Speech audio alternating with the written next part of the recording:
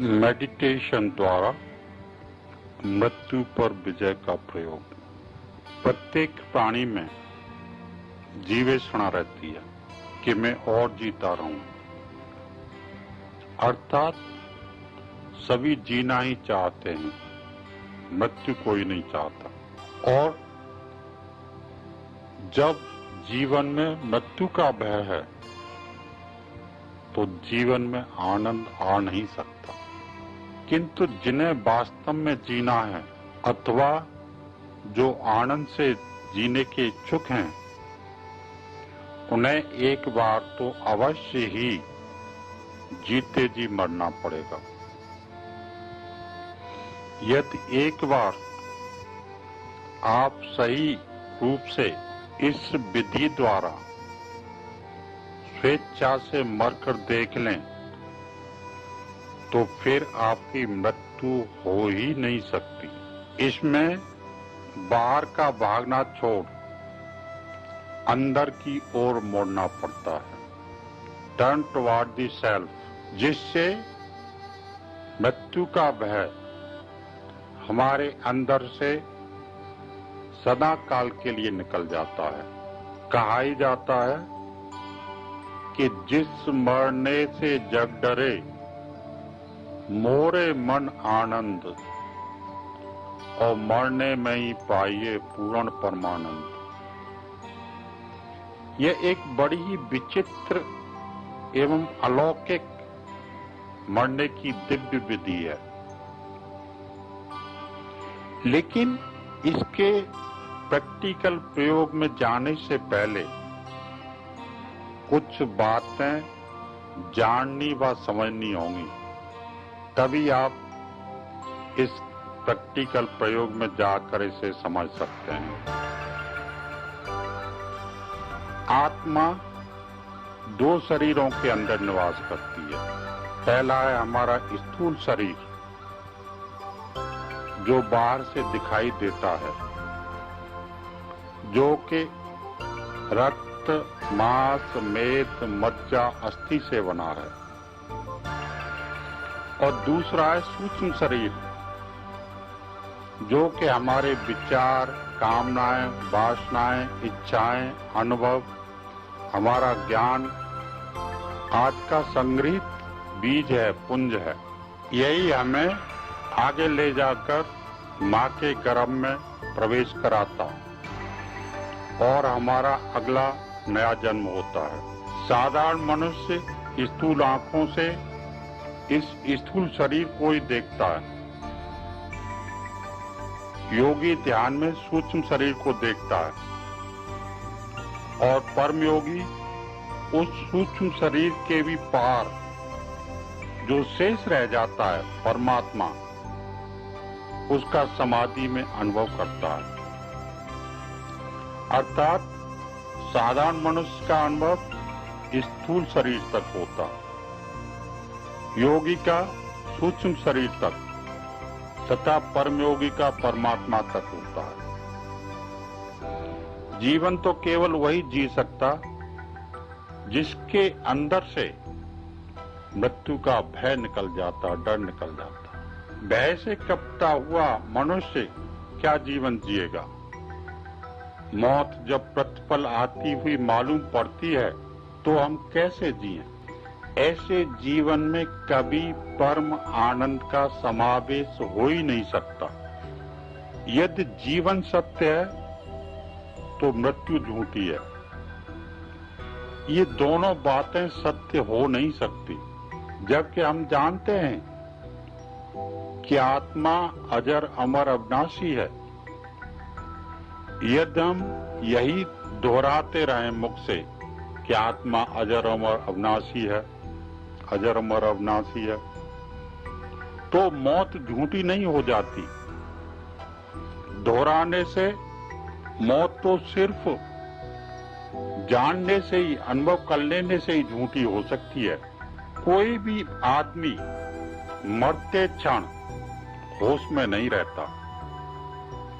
यदि होश में रह जाए तो फिर मृत्यु का भय सदा काल के लिए विलीन हो जाए। देख लें मरने में होता क्या है, फिर मृत्यु भय रहेगा ही नहीं। डॉक्टर लोग भी जब ऑपरेशन करते तब बेहोश कर देते कि पीड़ा न हो, और मरने से डरे होने के कारण स्वेच्छा से ही बेहोश हो जाते। वास्तव में मृत्यु और जन्म के बीच आए पड़ाव से ज्यादा कुछ नहीं है, जहां हम केवल वस्त्र बदली करते हैं, जैसे घोड़े बाण बदलते। वास्तव में मृत्यु बाण बदलने का स्थान है, जहां पुराने बाण यानी थके हुए बुढ़े घोड़े छोड़ दिए जाते और ताजे नए घोड़े अर्थात नया जन्म, नया शरीर ले लिया जाता है। लेकिन ये दोनों कृत्य हमारी बेहोशी में ही होते हैं, जबकि वास्तविकता जानने के लिए मृत्यु को देख लेना बहुत जरूरी है कि मृत्यु होती कैसे। हमने सुना है एक संत फरीद के पास में संत फरीद से मिलने के लिए एक आदमी आया और उसने संत फरीद से प्रश्न पूछा कि जब मंसूर के हाथ काटे गए, पैर काटे गए, तो क्या उसे तकलीफ नहीं हुई?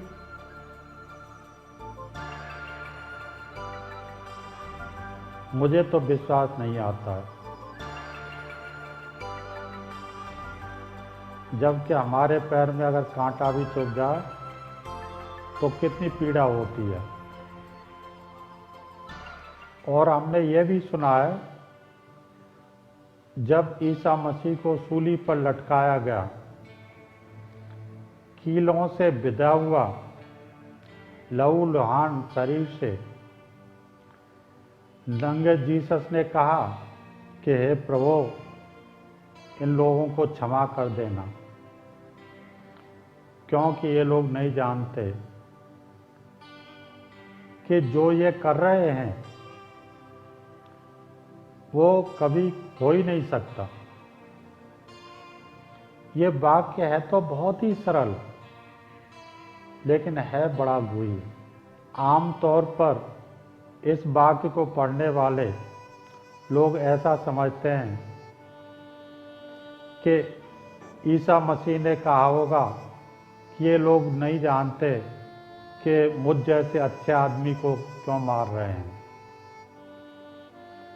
लेकिन वास्तव में ये जीसस का ये मतलब नहीं है।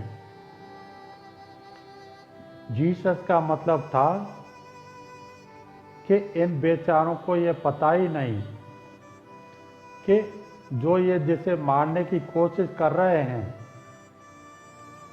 वो कभी मर ही नहीं सकता, क्योंकि मरने वाला तो ये शरीर है। जो मैं हूं मुझे कोई मार नहीं सकता। लेकिन उस आदमी ने जो संत फरीद के पास आया था, उसने कहा कि मेरे को यह भरोसा नहीं होता कि ऐसी लहू लुहान स्थिति में भी वह आदमी ऐसे करुणा के शब्द कहे। ऐसा मुझे विश्वास नहीं होता। वह तो इतने क्रोध से भर जाएगा जो उसे मार रहे हैं उनके ऊपर। संत फरीद ये बात सुन के हंसने लगे। संत फरीद ने कहा कि जवाब तो मैं बाद में दूंगा, पहले तुम मेरा एक काम करो। उन्होंने एक कच्चा नारियल दिया, बोला इसे तोड़ के लाओ, लेकिन ध्यान रहे कि इसकी गिरी टूटनी नहीं चाहिए, गिरी साबुत रहनी चाहिए। उस आदमी ने कहा कि यह तो बिल्कुल असंभव है, नारियल तोड़ूंगा तो गिरी तो अंदर की टूटेगी ही, वो टूटे बिना नहीं रहेगी।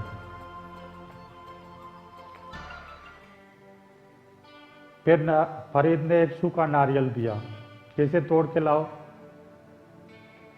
तो उसे तोड़ के ला दिया उसने। अब उस आदमी ने फरीद से कहा कि भगवान मेरा इस नारियल से क्या लेना देना, मेरी कुछ समझ में नहीं आया कि नारियल से जो मेरे प्रश्न का जवाब नहीं हो गया। तब फरीद ने कहा कि देखो कच्चे नारियल है, उसके अंदर क्या होता है कि गिरी और ऊपर का खोल दोनों चिपका होता है। इसलिए जब भी आप जो कच्चे नारियल को तोड़ेंगे तो क्या होगा कि अंदर की गिरी भी टूट जाएगी। और सूखे नारियल को जो तोड़ेंगे तो सूखे नारियल में गिरी अलग होती है और नारियल का खोल अलग होता है। इसलिए जो कच्चा नारियल गिरी के साथ जुड़ा हुआ है और जो सूखा नारियल है उसकी गिरी अलग है, उन दोनों में डिस्टेंस है। गिरी और खोल के अंदर डिस्टेंस हो जाता, जिससे ये जो दोनों डिस्टेंस हो जाता है तो वो जो नहीं टूटता है। इस प्रकार मैंने तुम्हारे प्रश्न का जवाब दे दिया।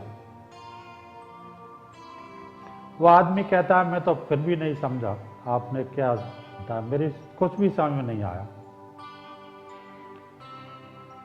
तब फरीद ने कहा कि पहले तुम जीते जी मरो, तभी तुम समझ सकते हो, उससे पहले नहीं समझ सकते। वास्तव में क्या है कि जीते जी शरीर, ये शरीर है जो भौतिक शरीर, ये क्या है, खोल है। इसके अंदर बैठी हुई जो आत्मा है, आत्मा सुरक्षित रहेगी। इस शरीर की मृत्यु भी हो जाएगी तो भी आत्मा सुरक्षित है, अविनाशी है, जो इसके अंदर बैठी है। कोई भी पीड़ा, कोई भी दर्द मेरे अंदर प्रवेश नहीं करेगा, कोई भी मृत्यु मुझे शोक में नहीं ले जाएगी। जो योगी अपने को इस शरीर से जो डिटैच करना जानते हैं, वो सदा काल के लिए पीड़ा से भी रहित होते हैं। इस शरीर के अंदर भी कोई भी पीड़ा, रोग शोक होने पर भी उनको पीड़ा नहीं होती है, क्योंकि वो आत्मा की स्थिति में स्थित होते हैं, यानी गिरी के रूप में होते हैं।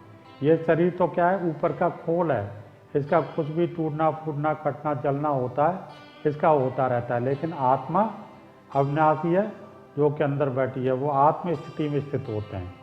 इसलिए सदा के लिए वो इस शरीर से अलग होते हैं। जो वास्तव में मैं हूं, वो मैं आत्मा हूं जो अविनाशी हूं। ये जो आप जो समाधि भी जो जैसे जो देखते हैं, समाधि के दो अर्थ होते हैं। एक है समाधि जैसे मुसलमान लोग बनाते, और दूसरा है योगियों की समाधि, कि योगी they just use to detach from physical body, इस भौतिक शरीर से डिटैच हो जाते हैं और समाधि अवस्था में चले जाते। तो दूसरी है जो ये समाधि, और इसी जो समाधि को, योगियों की समाधि को ही कहते हैं वॉलेंटरी एंट्रेंस इनटू डेथ, यानी मृत्यु के अंदर प्रवेश करना। जो आदमी अपनी स्वेच्छा से इस शरीर से डिटैच होना जानता है, अलग होना जानता है, वो यहाँ के रोग शोक पीड़ा से परे हो जाता है। दार्शनिक सुकरात का भी वर्णन आता है कि जब उनको मारने के लिए जहर दिया जा रहा था, सुकरात बार बार वो जहर पीसने वाले के पास जाते थे और उसे कहते अभी कितनी देर है। वो लोग कहते कि अरे ये कैसा पागल है, मरने के लिए भी कितना जल्दी कर रहा है, जहर जो अंदर जाएगा मर जाएगा, इतनी से जल्दी क्या, ये तो बिल्कुल पागल है। लेकिन सुकरात ने कहा कि मुझे बहुत जल्दी है, क्योंकि कि मैं मौत को देखना चाहता हूं कि इससे मेरी मृत्यु होगी या इस शरीर की मृत्यु होगी। मैं यथार्थ में इसका अनुभव करना चाहता हूं। अगर मेरी मृत्यु हो जाती है तो सारी बात ही समाप्त हो जाती।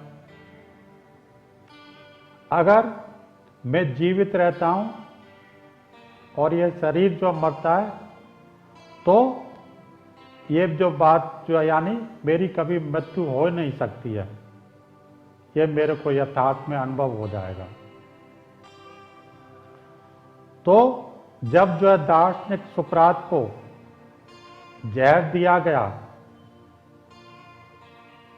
जब जहर उसके अंदर जो है गया तो उसके पैर जो सुन्न होते चले गए। जैसे पैर सुन्न होता हुआ घुटने तक आया, जंघा तक उसके पैर दोनों सुन्न हो गए, बेहोशी स्थिति में चला गया। लेकिन वो कह रहा है कि मेरा पैर मरे हैं लेकिन मैं जीवित हूं। जहर और भी चढ़ता चला गया, कमर तक, छाती तक आया। वो कहता है कि मैं अभी भी जीवित हूं लेकिन मेरे जो कमर और छाती बिल्कुल काम नहीं कर रही, मेरे दोनों हाथ काम नहीं कर रहे, लेकिन मैं अब भी जीवित हूं। मेरा शरीर का एक एक अंग जो है मेरे को छोड़ता जा रहा है, मृत्यु के ग्रास में चलता जा रहा है, लेकिन मैं जीवित हूं। जब जहर और ऊपर चढ़ता चला गया, आगे चल के कहता है कि मेरी जीव और ये जो अंग है, इंद्रियां, ये सारी काम करना धीरे धीरे बंद करती जा रही हैं। लेकिन इससे ये नहीं समझ लेना कि मेरी मृत्यु हो रही है, मैं अभी भी नहीं मरा हूं। हाँ, मैं आपको बता नहीं सकता, बोल नहीं सकता, क्योंकि ये भौतिक अंग सारे खत्म, मृत्यु की ओर चलते चले जा रहे हैं, मृत्यु होती जा रही है, नष्ट होते जा रहे हैं। लेकिन मैं तो भी जीवित हूं, क्योंकि जीभ मेरी अब लड़खड़ाने लगी है। मैं आपको बता नहीं पाऊंगा, इसलिए आगे मैं बोल नहीं सकता।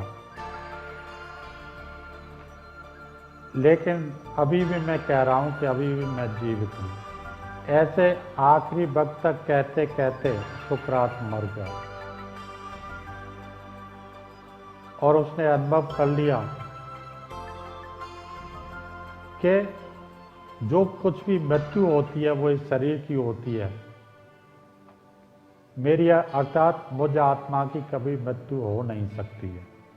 मृत्यु से न तो मुक्त होना है, न इससे डरना है।